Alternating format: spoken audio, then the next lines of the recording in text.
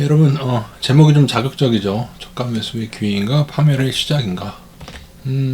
이렇게 쉼없이 올랐다면은 이 정도 조정이 나온 거는 사실은 당연합니다. 좀 더 나와도 돼요, 그죠? 좀 더 나오고 쉬었다가 그 다음에 다시금 상승을 크게 이어간다고, 뭐 3,500, 4,000까지 이어간다고 해서 잘못된 건 아니지만은, 그럼에도 요즘에 워낙 상승하는 구간만큼 또 급락시키기도 하고 그런 일들이 자주 일어나는 시장이기 때문에 몇 가지만 좀 살펴보도록 하겠습니다. 여기엔 최근에 긍정적인 면과 부정적인 면이 있다고 보여지는데요. 일단은 긍정적인 면은 여러분이 이 코스피의 외국인 추이를 보듯이 요번에 3,300 가까운 상승을 할 때 외국인이 매수를 해왔다는 겁니다. 물론 예전부터 매도한 양에 비해서는 조금 미미합니다. 훨씬 더 많이 매도를 하고 그 다음에 약간 매수하면서 또 올리고, 지난주는 삼성전자를 위주로 많이 매수를 하다가 오늘은 삼성전자 매도. 근데 그동안 매수한 양에 비해서는 좀 작습니다. 이런 상황인데, 외인이 매수가 있었다는 점, 뭐 예전보다 작더라도요. 그 다음에 삼성전자가 동반, 그동안 지지부진했던 삼성전자가 동반 상승함으로써 증시의 추가 상승의 기대를 높였죠. 부정적인 측면 중에 제일 떠오르는 것은 제가 블로그 글에도 말씀드렸듯이 테슬라의 삼성전자 파운드리 수주. 테슬라가 수주를 맺은 종목들이 수주를 맺고 나서 개차반이 된 경우가 많습니다. 무슨 말씀으로 드리는 거냐 하면은, 머스크가 월가의 사주를 받고 이걸 조금 부풀려서 얘기하거나, 게다가 뭐 8년 동안이라고 하는데, 그랬거나 아니면은 우리나라 차원에서 가짜 뉴스인 경우도 있고, 그 뉴스, 우리나라 뉴스가 좀 부풀려졌거나, 또 하나는 어느 정도 관세가 생각보다 낮은 15% 호재에도 하락했다는 거.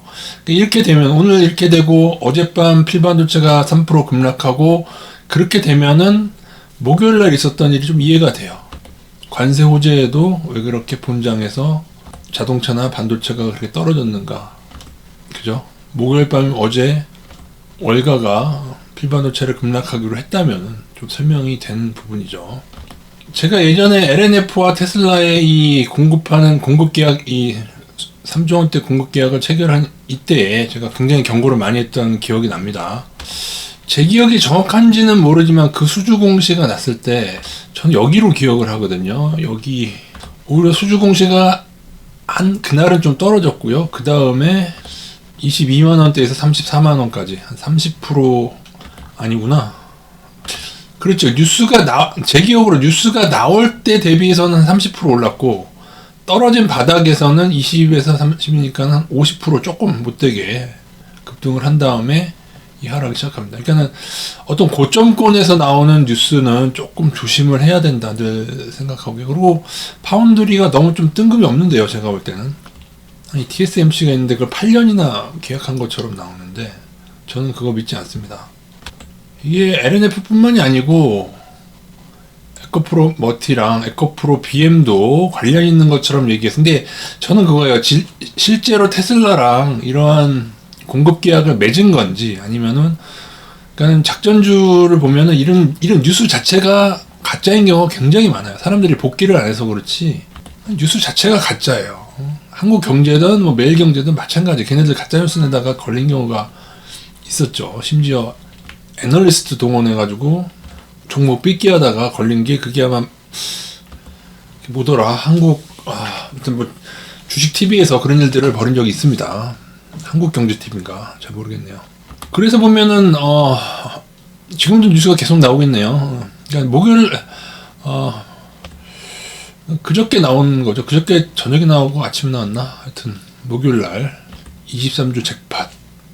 그러니까 이런 게 나오니까는 그동안 삼성전자를 계속 매도해오던 개인들이, 그죠? 오늘 금요일날 다시 매수로 이렇게 됐습니다. 그리고 곱보스를 팔고 레버리지를 샀는데, 완전 단타식인데 이제 개인들이 옛날하고 좀 다르게 완전 단타식으로 변하고 있어요. 지금 1개월 동안 개인들은 삼성전자를 거하게 팔았거든요. 많이 팔았습니다. 개인들이 하이닉스 사니까 또 하이닉스가 좀 지지부진하고 이런 거고, 반면 외국인들은 한 달 동안 삼성전자를 엄청 샀고요. 됐죠. 그래서 하이닉스 네이버 팔면서 조금 삼성전자랑 하이닉스가 좀 반대로 움직이기 시작했죠. 외국인 때문입니다. 그러면 그때의 LNF처럼 조금 하락하다가, 그죠? 좀 하락하다가 이 샷이 나올 것이냐. 삼성전자는 제 기억으로 뉴스가 수요일날 나왔구나, 그죠? 그 날은 올랐던 걸로 기억을 해요. 그 다음 날인, 그러니까 수요일날 삼성전자 테슬라가 나오고, 어제 관세 15%가 나오고, 그 다음에 오늘은 이제 어젯밤에 그 필반도체 떨어지면서 이런 상황인데, 이거 조정을 하고 한번 이 샷이 나올 거냐 안 나올 거냐 거기에 대한 고민이 있습니다. 근데 LNF랑 삼성전자는 비교 대상은 아니에요. LNF는 그 당시에 이미 엄청나게 올린 고점이었고요. 그리고 얘네들은 작전하는 거 아닙니까, 그죠? 제가 경고를 여기서부터인가 계속 했던데 이 샷이 나오면 이제 경고가 안 먹히는 때가 오는 거죠, 그죠? 일단 죽어도 안 먹힙니다. 이런데 계속 경고를 했는데 안 먹힙니다 이제. 따지고 보면은 경고한 지 한 1년 정도 더 끌었다고 해서 요 경고가 무색한 샷이 테슬라가 만들어낸 그 샷인데 그 뉴스 후에 저는 경고율을 더 높였습니다. 어쩔 수 없죠. 제 경험이 있으니까 그러한 수준 뉴스를 믿지도 않을 뿐더러. 근데 삼성전자가 꼭 이렇게 된다라고 보는 거는 맞지 않아요. 왜냐하면은 그냥 호재에서 그냥 떨어져 버리는 경우도 있고. LNF까지 그렇게까지 못 올려고 조정 오다가 이렇게 쌍봉 정도나 만들고 그 다음에 다시 하락하는 경우도 많고 그렇습니다. 이쪽 세계가.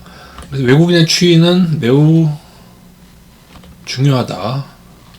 근데 오늘만 보게 된다면은 외국인은 코스피 8천억, 코스닥 1,000억, 그 다음에 선물 4천억 이렇게 하고 선물 누적으로 한 2조 원가량 하방으로 이렇게 잡혀있는 상태입니다.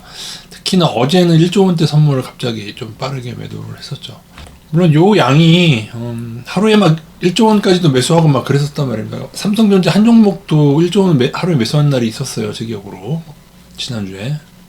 이걸 가지고 그냥 무조건 크게 매도했다라고 볼 수는 없는데 외국인이 몇 년 전에가 그랬죠. 그죠? 이렇게 조금 매수하면서 이렇게 퉁쳐서 올린 다음에 그 다음에 외국인이 엄청나게 빠져나가는 중에도 반등을 하면서 막 헷갈리게 했던 기억이 있습니다. 그리고 제가 반도체가 여기가 나갔으니까 좀 잘 보자고 했어요. 나갔는데 아직은 이제 여기 이 아랫단은 안 깨서 약간 이제 박스권을 얇은 박스권을 만들고 있는 거죠. 당장 오늘 밤 튀어 오르게 될 수도 있습니다. 근데 이 아랫단이 깨지지 않는가 잘 보셔야 되고, 이게 보면은 어쨌든 간에 이 단기 추세가 깨지게 되면 깨졌다가 회복하다 어떻든 간에 늦춰서라도 깨지게 되면 다시 말아 올릴 수도 있어요. 말아 올리든 어떻든 간에 다시금 이 라인이 깨지게 되면은 급락이 이렇게 나오는 경우가 많이 있으니까, 그죠? 이렇게. 글쎄요, 또 이때처럼 횡보하면서 굉장히 헷갈리게 할까. 제가 이때도 무조건 윗단 아랫단 보자, 중간값도 이평선 보자 하면서 좀 조절을 해왔던 게 기억이 나네요.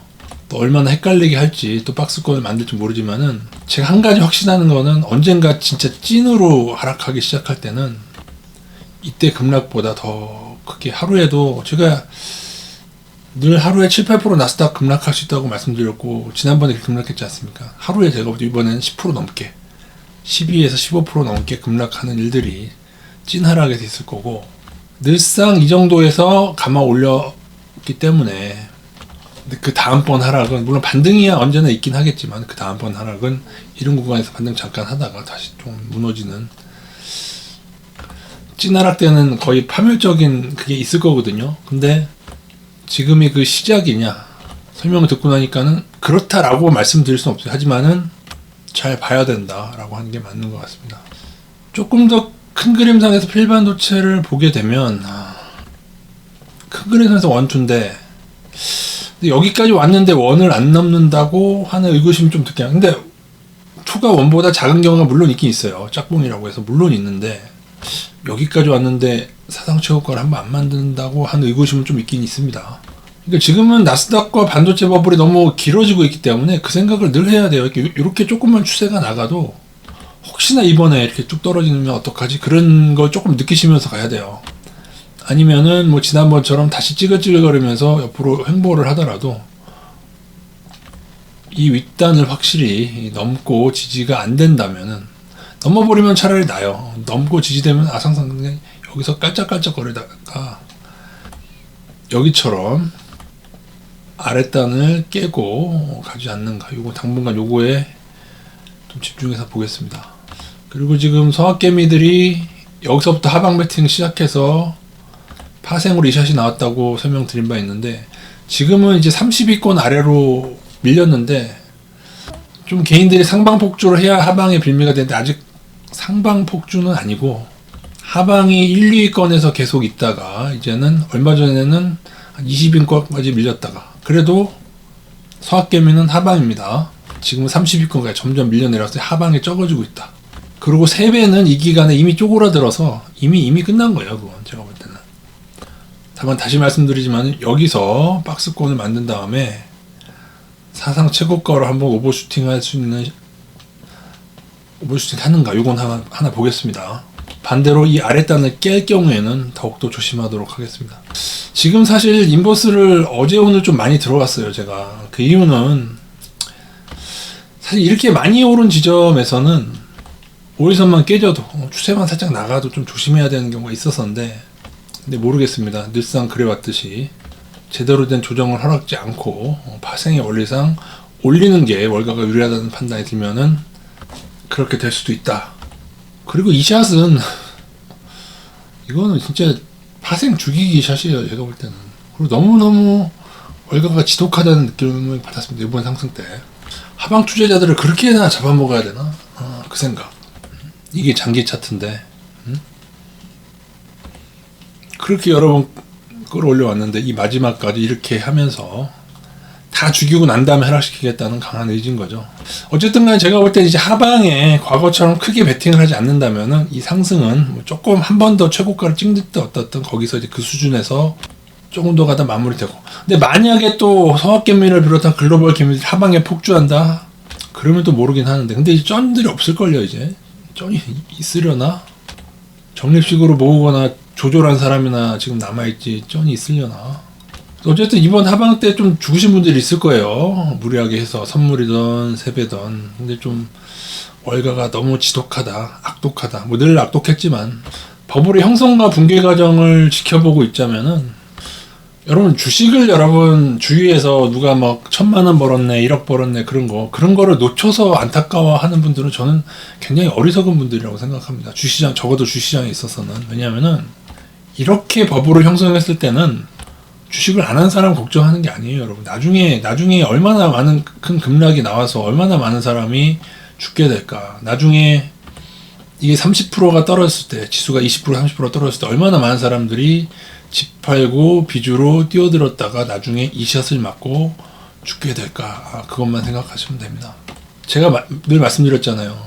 버블의 기간이 헷갈리기 위해서 여기서 끝나야 될 걸 한 번씩 더 한다고 해서 하락이 안 나오는 건 아닙니다. 더욱더 이렇게 3번, 4번, 5번 삐끼를 여러 번 할수록 그 결과는 더 처참하다는 자료들이 있어요. 제가 누누이 말씀드리지만은 이런 식의 버블 형성이 붕괴되지 않는 단 하나의 예를 저에게 보여주십시오. 그럼 제가 수긍을 하겠습니다. 이 버블의 기간이 물론 어디서부터 오른 거냐에 따라 다른데, 이게 일본이 그때 10년이었죠. 물론 이제 보기에 따라서 15년부터 이렇게 형성됐다라고 봐도 무관하고, 아니면 12년부터 13년 여기서부터 보는 사람도 있습니다. 여기 오른 거야 그동안 급락한 거를 오른 정도고, 어떤 여러 가지 사람들이 있는데, 이거는 이렇게 이 정도로 오르는 게 정상인 시장을 이렇게 올려붙였다면은 나중에 다시요, 한 이 정도로 오르는 게 정상인 시장을 여기까지 이렇게 올려붙였다면은 나중에 여기까지 떨어지는 게 모자라 많이 오를수록 과매도가 나와서 여기를 깨기도 합니다, 여러분. 고작 조금 더 늘어졌다고 여러분이 경계를 소홀히 하는 것은 급등주와 버블 역사상 단 한 건도 존재하지 않는 그걸 믿고 여러분의 인생을 베팅하시는 것과 같습니다. 지난번 하락은 여기서 멈추고 반등을 했지만은 어디까지 더 오르든 나오는 그 하락이 나중에는 이렇게 마무리된다는 사실을 반드시 기억하시기 바라겠습니다. 저희는 위로 가든 아래로 가든 예측하려 하지 말고 외국인의 추이와 그 다음에 이평선으로 분할로 조절하면서 고점을 또 잡아갈 예정이 있습니다. 이번에도 저희는 대응할 겁니다. 이 아랫단을 깨게 되면 더욱 조심하게 될 거고요. 윗단을 깨게 되면은 지금 어제 오늘 늘려놓은 인버스를 다시 줄이게 되겠죠. 이 대응은 가깝기도 하고 대응이 쉽기 때문에 이대로만 대응하시면 될 것 같습니다.